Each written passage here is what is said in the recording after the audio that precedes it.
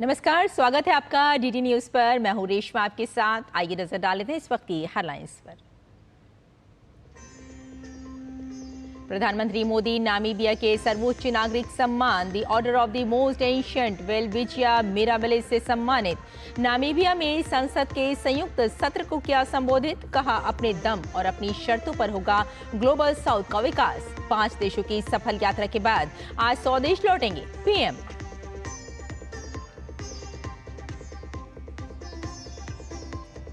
गृह मंत्री अमित शाह की अध्यक्षता में आज रांची में पूर्वी क्षेत्रीय परिषद की बैठक। झारखंड, बिहार, पश्चिम बंगाल और ओडिशा के प्रतिनिधियों के साथ राज्यों द्वारा प्रस्तावित मुद्दों पर होगी चर्चा।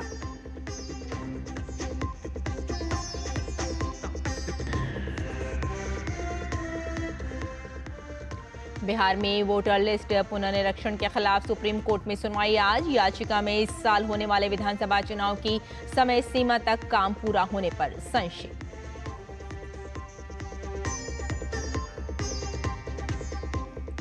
अमेरिकी राष्ट्रपति डोनाल्ड ट्रंप ने ब्राजील पर 50% टैरिफ लगाने की घोषणा की। ब्राजील ने भी जवाबी टैरिफ लगाने की दी चेतावनी। 7 और देशों को नए टैरिफ के लिए लिखा पत्र।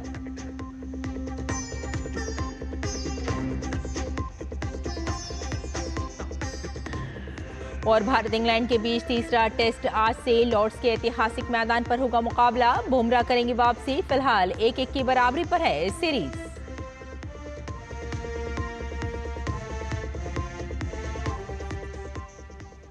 और अब समाचार विस्तार से। प्रधानमंत्री नरेंद्र मोदी अपनी 5 देशों की यात्रा सफलतापूर्वक संपन्न कर आज सुबह नई दिल्ली पहुंचेंगे। पीएम की यात्रा का अंतिम पड़ाव नामीबिया था।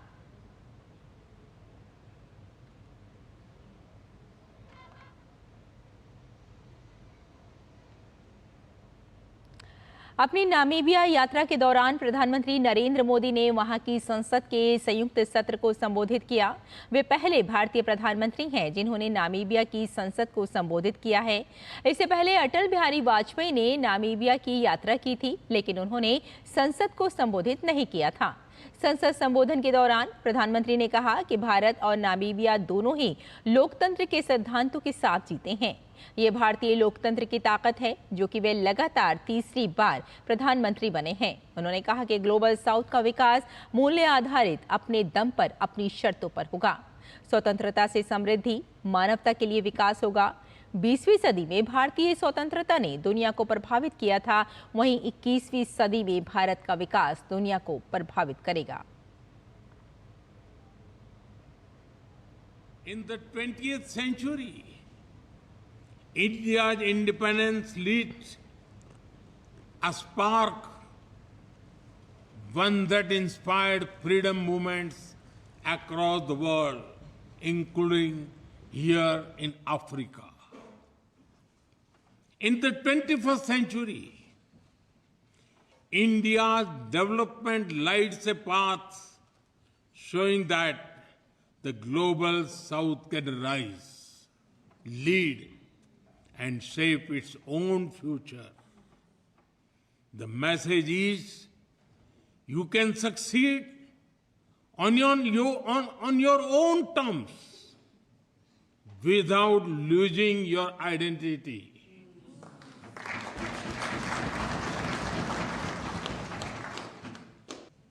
For this message to echo louder, we must act together.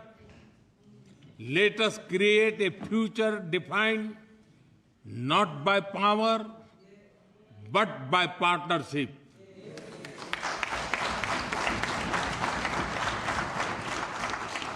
Not by dominance, but by dialogue. Not by exclusion, but by equity. This will be the spirit of our shared vision. From freedom to future, स्वतंत्रता से समृद्धि, संकल्प से सिद्धि, from the spark of independence to the light of shared progress. Let us walk this path together. प्रधानमंत्री ने African union को G20 अध्यक्षता के दौरान सदस्य बनाए जाने का जिक्र किया। उन्होंने कहा कि भारत अपने विकास के साथ दुनिया के सपनों को भी पूरा करेगा। उन्होंने कहा कि अफ्रीका को भारत सिर्फ रिसोर्स का सोर्स नहीं मानता, बल्कि वे चाहता है कि स्थानीय स्तर पर समृद्ध हो। I had laid out 10 principles of our engagements with Africa. Today, I reaffirm India's full commitment to them. They are based on respect, equality, and mutual benefit. We seek not to compete, but to cooperate. Our goal is to build together, not to take, but to grow together. We believe that Africa must not be just a source of raw materials. Africa must lead in value creation and sustainable growth. That is why we fully support Africa's Agenda 2063 for industrialization. उन्होंने Namibia को रक्षा सुरक्षा में सहयोग करने का भरोसा दिलाया। इसके साथ ही नामीबिया द्वारा यूपीआई को अपनाए जाने को लेकर खुशी भी जाहिर की।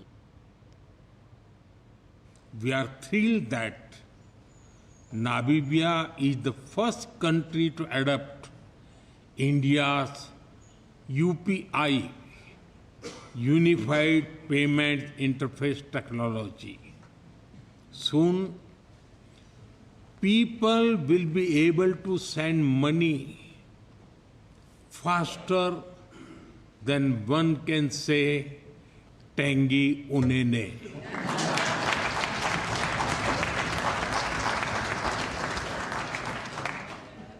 Our bilateral trade has crossed $800 million.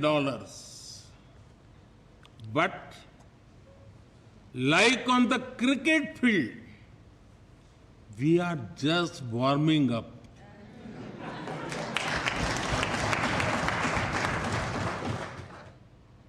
प्रधानमंत्री ने नामीबिया द्वारा भारत के पारिस्थितिकी तंत्र में सहयोग करने के लिए चीता उपहार स्वरूप दिए जाने का जिक्र किया और नामीबिया का धन्यवाद दिया। उन्होंने बताया कि भारत के कोनों में चीता पूरी तरह से भारतीय जलवायु में ढल चुका है।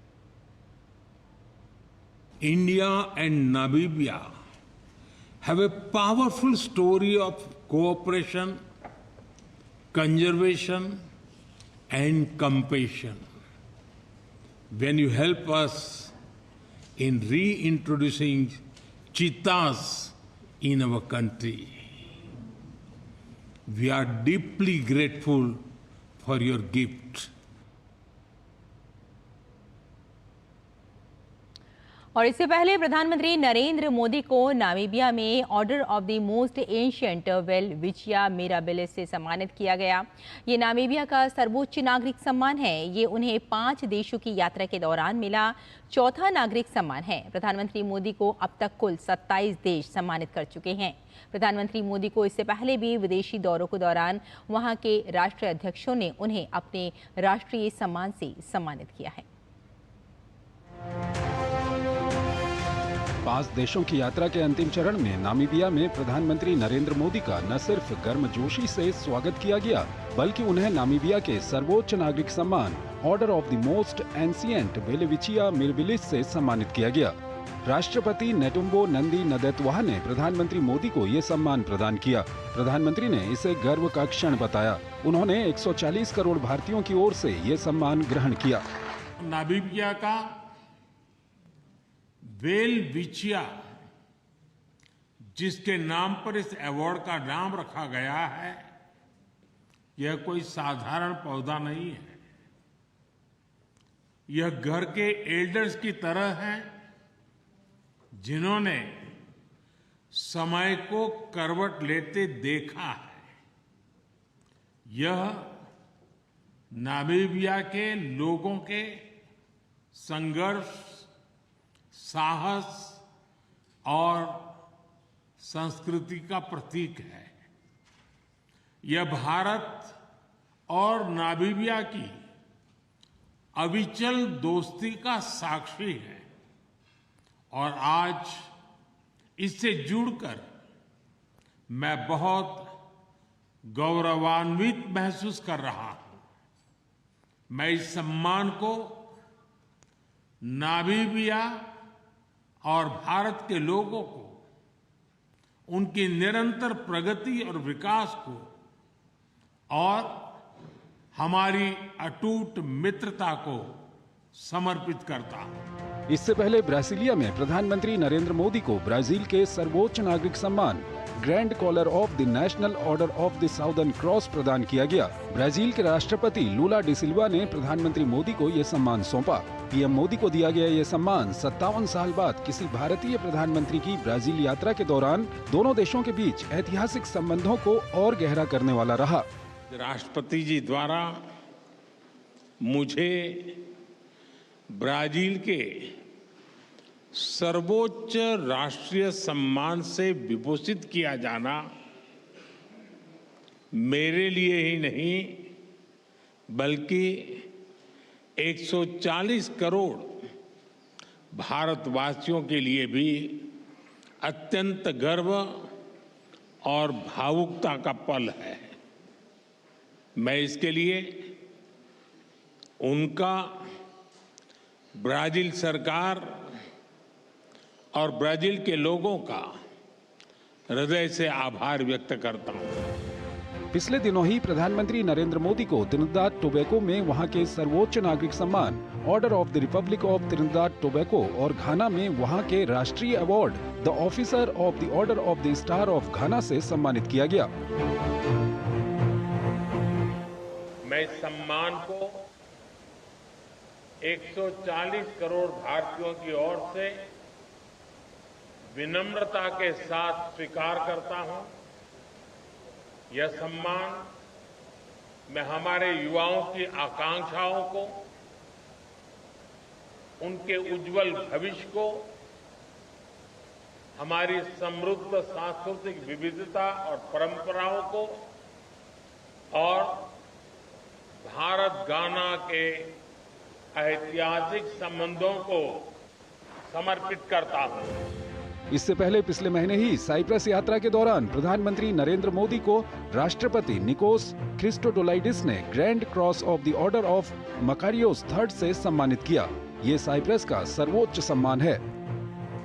इससे पहले अप्रैल के महीने में भी प्रधानमंत्री नरेंद्र मोदी की श्रीलंका यात्रा के दौरान उन्हें वहां के राष्ट्रपति अनुरा कुमार दिसानायके ने श्रीलंका मित्र विभूषण सम्मान प्रदान किया था। किसी विदेशी नेता को दिया जाने वाला श्रीलंका का ये सर्वोच्च सम्मान था। इस अवार्ड से किसी भारतीय नेता को पहली बार सम्मानित किया गया था।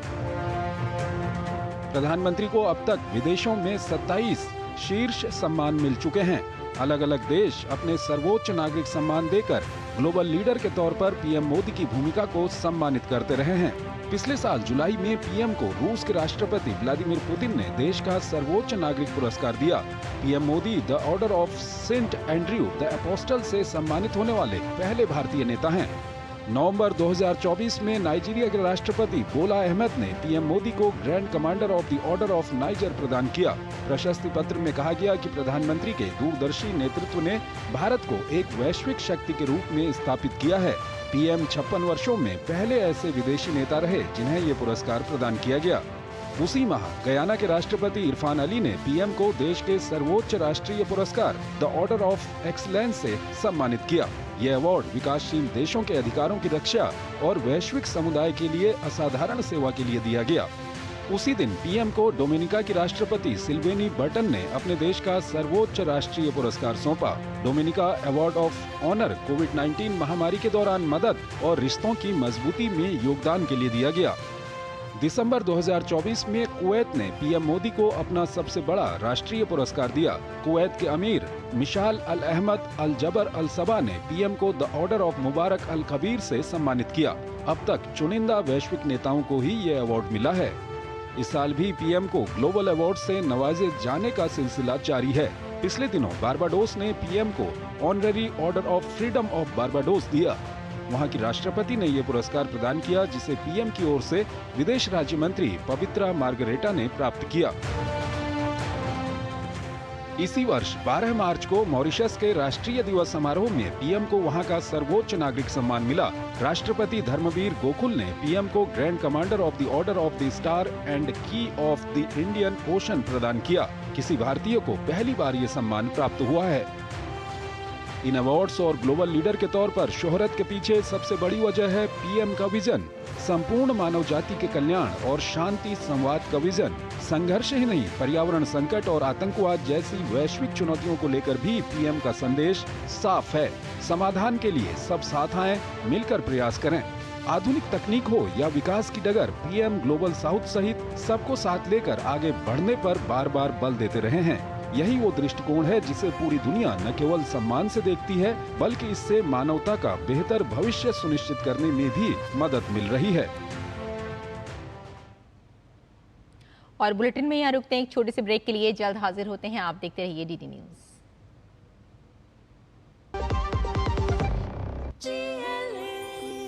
जो लक्ष्य चुना था समझ आने लगा है। जीएलए यूनिवर्सिटी, उच्च लक्ष्य की निश्चित प्राप्ति। देखो इधर, ये छतरी भी है। एक मिनट, क्या हुआ? अभी से इतना खर्चा करोगे तो मेरी पढ़ाई का क्या करोगे? आप बिल्कुल टेंशन मत लो, आपके पापा ने प्लानिंग कर रखी है। अच्छा, उन्होंने पहले ही लाइफ इंश्योरेंस का चाइल्ड प्लान सोच रखा है इसके लिए। बढ़िया है। आप आइए, बैठिए, लेके चलते हैं इसमें। क्या? सपनों को रखो सुरक्षित चाइल्ड प्लान के साथ। सबसे पहले लाइफ इंश्योरेंस। ब्रेक के बाद एक बार फिर आपका स्वागत है। आइए आगे बढ़ते हैं। केंद्रीय गृह मंत्री अमित शाह झारखंड की राजधानी रांची में आज पूर्वी क्षेत्रीय परिषद की 27वीं बैठक की अध्यक्षता करेंगे। बैठक का उद्देश्य राज्यों के बीच सहयोग को बढ़ाना और केंद्र के साथ बेहतर समन्वय स्थापित करना है। बैठक में 4 पूर्वी राज्यों झारखंड, बिहार, उड़ीसा और पश्चिम बंगाल के करीब 70 प्रतिनिधि भाग लेंगे। बैठक में भाग लेने वाले प्रतिनिधियों का रांची आगमन शुरू हो गया है। बैठक में झारखंड के मुख्यमंत्री हेमंत सोरेन भी शामिल होंगे। उम्मीद है कि झारखंड की ओर से कई अहम मुद्दों पर चर्चा होगी। बैठक के मद्देनजर रांची में सुरक्षा व्यवस्था चाको चौबंद है। बैठक को लेकर सभी तैयारियां पूरी कर ली गई हैं। बैठक में भाग लेने के लिए गृह मंत्री अमित शाह कल रात ही रांची पहुंच चुके हैं। रांची के बिरसा मुंडा एयरपोर्ट पर पहुंचने पर भाजपा नेताओं ने उनका भव्य स्वागत किया।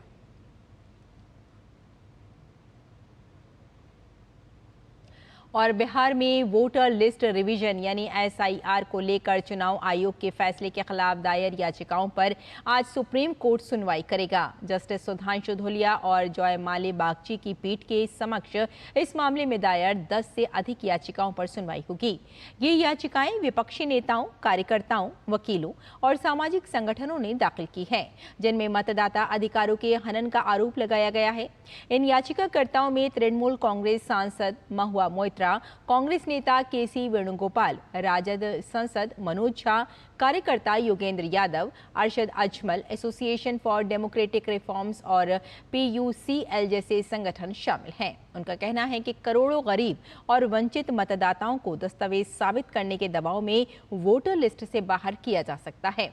वहीं वरिष्ठ अधिवक्ता अश्वनी उपाध्याय ने इस प्रक्रिया के समर्थन में याचिका दाखिल की है। उनका तर्क है कि मतदाता सूची की शुद्धता लोकतंत्र के लिए जरूरी है। इस बीच चुनाव आयोग ने जानकारी दी है कि अब तक बिहार में 87% मतदाताओं को गणना फॉर्म दिए जा चुके हैं, जिन्हें 25 जुलाई तक जमा करना है। ड्राफ्ट मतदाता सूची 1 अगस्त को जारी की जाएगी। आयोग का कहना है कि ये प्रक्रिया निष्पक्ष चुनावों और लोकतांत्रिक प्रणाली को मजबूती देने के लिए जरूरी है।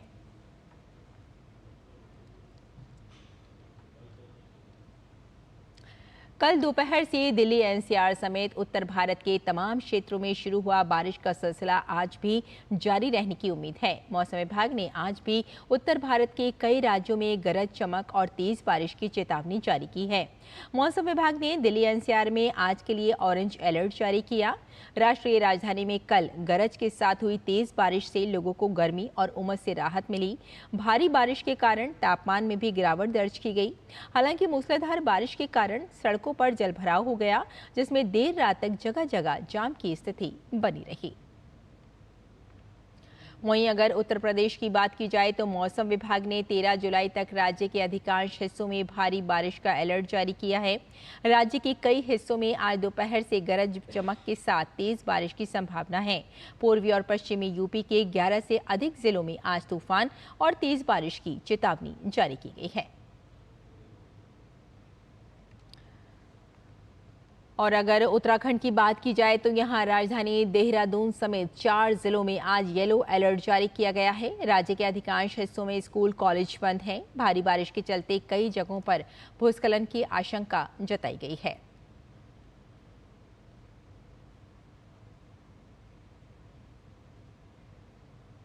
मौसम विभाग ने अगले 3 दिन के लिए मध्य प्रदेश, छत्तीसगढ़ और विदर्भ में तेज बारिश का ऑरेंज अलर्ट जारी किया है।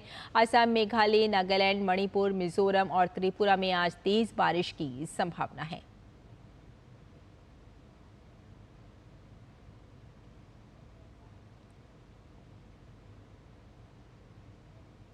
आइए अगली खबर का रुख कर लेते हैं। देश भर में 46,000 से अधिक ग्राम पंचायत को टीबी मुक्त घोषित किया गया है। इनमें महाराष्ट्र और उत्तर प्रदेश सबसे आगे हैं। टीबी के खिलाफ जंग को और धारदार बनाने के लिए केंद्र सरकार हाथ से चलने वाली 1500 एक्सरे मशीन खरीदेगी और इसे देश भर के अलग अलग राज्यों में भेजा जाएगा। अभी देश भर में टीबी स्क्रीनिंग के लिए 500 से ज्यादा पोर्टेबल एक्सरे मशीन का उपयोग किया जा रहा है। टीबी मुक्त भारत अभियान में बड़े पैमाने पर स्क्रीनिंग की जा रही है। पुडुचेरी में 100% शुरुआती स्तर पर ही मॉलिक्यूलर टेस्ट भी दिए जा रहे हैं। पुडुचेरी में वर्ष 2015 में अब तक टीबी जांच में 136% की वृद्धि दर्ज की गई है। कैसे पुडुचेरी में टीबी स्क्रीनिंग की जा रही है, देखिए पुडुचेरी से हमारे संवाददाता नितेंद्र सिंह की ये खास रिपोर्ट। देश को टीबी से मुक्त बनाने के मकसद के साथ शुरू किया गया अभियान अब देश के छोटे प्रदेशों में बहुत तेजी से आगे बढ़ रहा है। केंद्रीय स्वास्थ्य मंत्रालय की पहल के बाद राज्यों और केंद्र शासित प्रदेशों में टीबी की जल्द जांच के लिए आधुनिक तकनीक के साथ साथ ज्यादा से ज्यादा स्क्रीनिंग पर जोर दिया जा रहा है। यही वजह है कि टीबी की जांच में केंद्र शासित प्रदेश पुडुचेरी आगे है। टीबी की जांच को देखने डीडी न्यूज की टीम पहुंची पुडुचेरी के IRL लैब। ये लैब देश का नंबर 1 लैब है। 1973 से पहले कुछ इस तरह से टीबी की जांच की जाती थी, लेकिन आज नई तकनीक ने जांच के तरीके बदल दिए और आधुनिक तकनीक के जरिए कुछ इस तरह से अब टीबी की जांच की जा रही है। हाथ से चलने वाली एक्सरे मशीन या मॉलिक्यूलर टेस्ट ने टीबी की जांच को रफ्तार दी है। पुडुचेरी में 100% शुरुआत स्तर पर ही मॉलिक्यूलर टेस्ट दी जा रही है। पुडुचेरी में वर्ष 2015 से अब तक टीबी जांच में 136% की वृद्धि दर्ज की गई है। TB diagnosis is very important for the TB elimination program because the diagnosis is the most important for the treating that not only treating TB also treating the drug resistant TB also. Puducherry में 7 TB इकाइयां, 28 TB निदान केंद्र और एक IRL lab है। 2018 में केवल 13% रोगियों को मॉलिक्यूलर जांच दी जाती थी। आज 100% मरीजों को यह सुविधा मिल रही है। टीबी मुक्त भारत अभियान में आयुष्मान आरोग्य मंदिर भी अपनी अहम भूमिका निभा रहे हैं। पुडुचेरी के आयुष्मान आरोग्य मंदिर में टीबी की जांच के साथ साथ गैर संचारी रोगों की भी जांच की जा रही है। Preventive therapy that is also available here. We give TB preventive therapy for 3 months for patients' contacts and all, and we give nutrition support to the patients in care of nutritional bags for their improvement of general status as well as curing for TB. TB का यही वो bacteria है जो आपको बीमार करता है। यही वह बैक्टीरिया है जो टीबी को एक व्यक्ति से दूसरे व्यक्ति में फैलाता है। लेकिन आप समय पर जांच कराएंगे और संक्रमित होने पर मास्क पहनेंगे, इलाज कराएंगे तो टीबी की बीमारी को जड़ से खत्म करेंगे। वैश्विक टीबी रिपोर्ट 2024 बताती है कि भारत में बीते 8 वर्षों में टीबी के मामलों में 18% की कमी आई है। आज देश के 46,000 से अधिक ग्राम पंचायत टीबी मुक्त हो गए हैं। टीबी की जांच तेजी से हो, इसके लिए सरकार 1500 हैंड एक्सरे मशीन खरीद रही है। अभी देश में 500 से ज्यादा हैंड एक्सरे मशीन है। ये जो आशा वर्कर है, ये बैकबोन है पूरे हेल्थ सिस्टम की, और ये गांव-गांव जाती हैं, जो लोग हैं उनको टीबी के बारे में जागरूक करती हैं, साथ ही साथ उनकी स्क्रीनिंग में भी महत्वपूर्ण भूमिका निभाती हैं। कैमरामैन ललित के साथ नितेंद्र सिंह, डीडी न्यूज़, पुडुचेरी।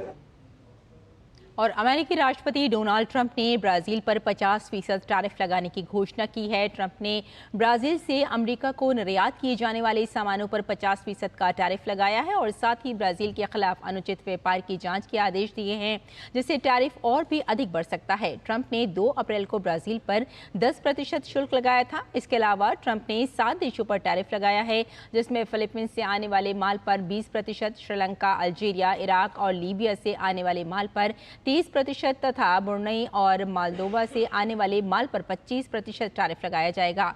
अब तक ट्रंप ने 22 देशों के लिए नए टैरिफ की घोषणा की है।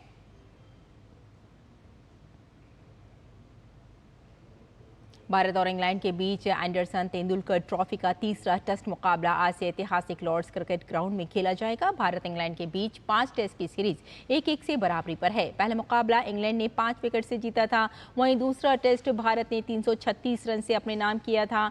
भारतीय टीम में स्टार तेज गेंदबाज जसप्रीत बुमराह की वापसी होगी। इंग्लैंड टीम में तेज गेंदबाज जोफ्रा आर्चर की 4 साल के बाद टेस्ट में वापसी हुई है। जोफ्रा तीसरा टेस्ट मुकाबला खेलेंगे। तो इस बुलेटिन में फिलहाल इतना ही, लेकिन डीडी न्यूज़ पर खबरों का सिलसिला जारी रहेगा। अनुमति दें, नमस्कार।